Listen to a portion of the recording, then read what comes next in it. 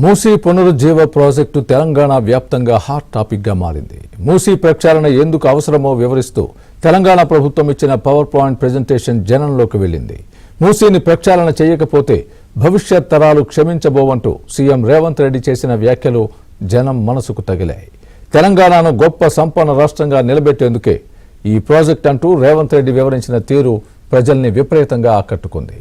హైదరాబాద్ నానక్రామగూడలోని SAS I towers పై మూసీ పునరుజ్జీవ ప్రాజెక్టు పవర్ పాయింట్ ప్రెజెంటేషన్ ను ప్రసారం చేశారు. దేశంలోనే అతిపెద్ద స్క్రీన్ పై టెలికాస్ట్ చేశారు.